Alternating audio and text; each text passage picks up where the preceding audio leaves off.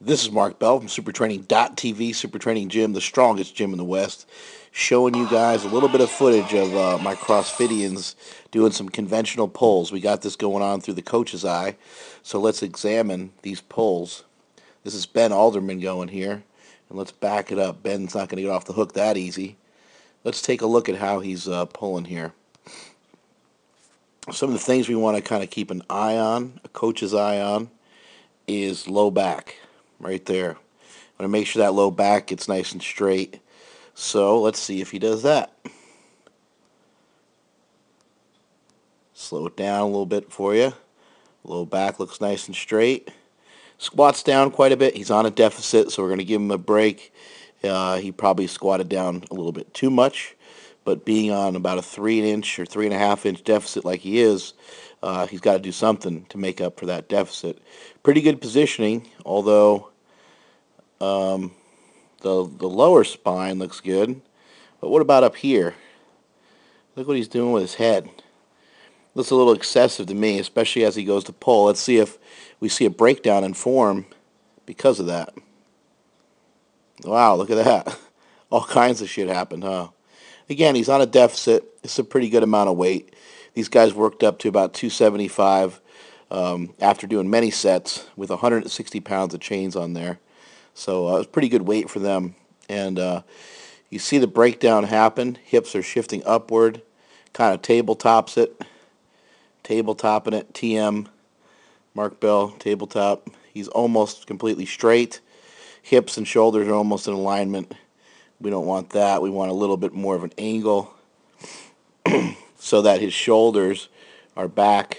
Whoops, his shoulders are back behind the bar a little bit more. You can see how much of him is over the bar. Hopefully that's a straightish line. But look at how much of his body is over the bar. He's got a, he's a CrossFitter, so he doesn't have a 97-pound head like a power lifter, but he still has a big dome, right? Let's circle that huge dome. Look at that thing. Anyway, let's watch the rest of this pull. Watch to see if he cleans anything up. Now I told him to put the head down a little bit. Now look at that. Look at that puppy. Look at that. It's amazing how he cleaned that up mid-set. It's like you don't really see athletes do that too often, but these CrossFitters are a little bit different breed. So now he's going to kind of lower that head right in the middle of the set. And now look at that angle of that spine. Look at that. That's almost like we were talking about earlier, right? He's more upright. He is back a little bit more behind the bar. He still has some body weight over it. We got to clear that up a little bit. He needs better hips. That's something we noticed while training him on this day. He needs more hips and needs more hammies. But let's watch the rest of these reps here. Much easier, much more efficient pulling. Let's back it up one more time. We're going to slow-mo him a little bit. Slow him down. And you can see that major breakage in form. Also on that first rep, he's just breaking the floor on that first rep, so there's going to be some breakdown in form as the weights get heavier. It's just inevitable. It just depends on what weight it's going to happen with. Pretty good set there by Ben, and let's watch my other CrossFitians here. Got Justin, owner of East Sac, going here. Let's see how he does. That's what I like to see. There's some pretty good form. He has his head up, but notice how he's shifting his head kind of back and tucking that chin in and bringing that weight, getting that chin back behind the barbell, which I talk about quite a bit. So let's watch it again, and let's see what we see happen here. Let's look for a straight spine. Spine started off straightish. He could have locked it in position a little better. Let's back it up a little bit more. Right from here, before he dips his hips downward, he needs to get right here tighter. So he needs to arch up right here, basically. Basically just arch up as hard as you can when you're putting tension on those hammies like that. And your back will become straight. It won't become overarched. You won't be hyperextended unless it's some extreme case of hyperextension pants. And now he rounded, and now we got tabletop going a little bit. Whoops.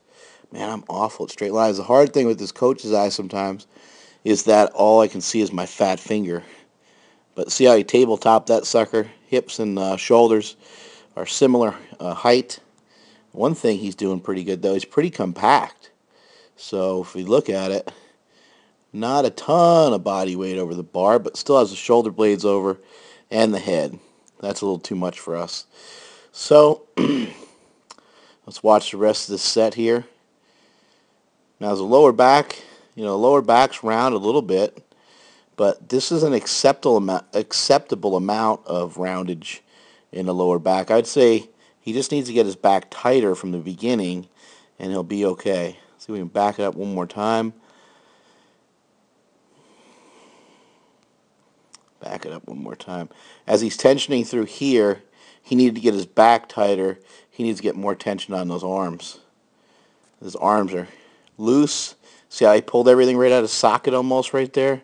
He should already be that tight before he ever starts. He should be this tight right here. Now he got that lower back rounded out because of mistakes he made here. That amount of rounding is acceptable. It's not going to kill you. You won't die. Don't worry about it. You'll be okay.